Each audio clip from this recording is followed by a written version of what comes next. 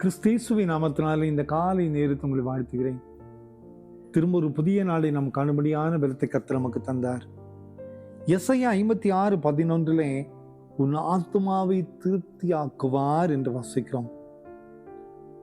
And satisfy your soul. உன் ஆத்மாவை திருப்தியாக்குகிற ஒரு ஆண்டவர். இந்த உலகத்துல என்னதான் நம்ம கிடைத்தாலும் நமது வாழ்க்கையில திருப்தி இல்லைல்ல. நிறைய காரியங்களுக்காக நாம் ஓடிக்கொண்டே இருக்கிறோம். அந்த காரியம் நமது கையில கிடைச்சிருச்சுன்னா திருப்தி இல்லாம அடுத்த காரியங்களுக்காக யோசிக்கிறோம்ல. ஆனா முழுமையான ஒரு திருப்தியை தரக்கூடிய ஒரு ஆண்டவர் நம்ம ஆண்டவர் தான். நீங்க நிறைய பேர் பணம் சம்பாதிக்கணும்னு எங்கெங்கயோ ஓடுறாங்க. எத்தனையோ குறுக்கு வழியில ஓடுறாங்க. எத்தனையோ கேம்ஸ்ல தன்னுடைய வாழ்க்கையில் இழந்து போய் மரணத்தை சந்திக்கக்கூடிய நிறைய பேர் இருக்கு.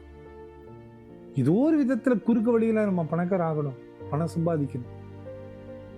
அப்படி குறுக்கு வழியில அந்த பணம் வந்தா கூட நமக்கு நிம்மதி இல்லாம போயிருதுல, நம்ம வாழ்க்கையில சந்தோஷம் இல்லாம போயிருதுல.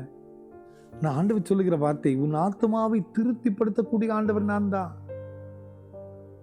நம்ம பெறுகிற காரியங்கள் கொஞ்சமா இருந்தாலும் கூட திருப்தியை தரக்கூடிய ஆண்டவர் நம்ம ஆண்டவர்.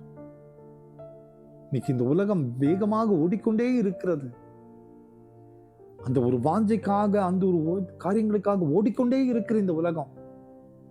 ஆனா திருப்தி இல்லாத ஒரு வாழ்க்கை தான் இந்த உலக வாழ்க்கையா இருக்கிறது. இந்த ஆண்டவருக்குள் வாழுகிற, ஆண்டவரை நம்பி வாழுகிற ஒவ்வொரு ஆத்மாவையும் கர்த்தர் திருப்திப்படுத்துகிறார். அவர் மட்டும்தான் நமக்கு திருப்தியாய் நம்மை நடத்த முடியும். அந்த ஆண்டவர் தான் சொல்லுகிறார், உன் ஆத்மாவை நான் திருப்திப்படுத்துவேன். இந்த காலை நேரத்துல தேவிகளோடு நம்ம ஓடிக்கொண்டிருக்கிறோம். அந்த ஆண்டவருடைய சமூகத்துல நம்ம ஒப்பு கொடுக்கும் போது அவர் தருகிற ஆசீர்வாதங்கள் நிறைவான ஆசீர்வாதங்கள், திருப்தியான ஆசீர்வாதம். வேற ஒண்ணுமே இந்த உலகத்துல நமக்கு தேவையில்லை. நமக்கு வேண்டியது சமாதானம், சந்தோஷம், அந்தன்று வேண்டிய ஆகாரம், அன்னன்னைக்கு நமது வாழ்க்கையினுடைய காரியங்கள், இது இருந்தா போதும். ஆண்டவர் நம்மை நடத்த முடியும். நம் ஆத்மாவை திருப்திப்படுத்த முடியும். ஆண்டவருக்காக காத்திருக்கும் போது நிச்சயமாய் நமது ஆத்மா மிகப்பெரிய சமாதானத்தை பெற்றுக்கொள்ள முடியும்.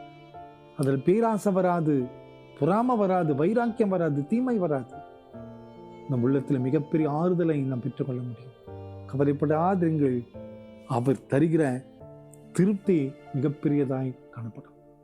அந்த நம்பிக்கையோடு இந்த புதிய நாளை நாம் ஆரம்பிப்போமா? கர்த்தருடைய கரம் நம்மோடு கூட இருப்பதாக.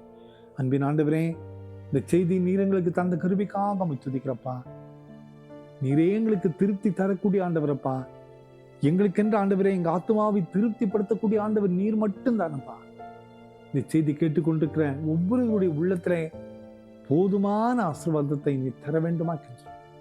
பிறந்த நாளையும் திருமண நாளையும் நினைவு கூறுகிற ஒவ்வொரு பிள்ளைகளையும் நீ தொடுமப்பா. நீர் ஆசீர்வதியும்.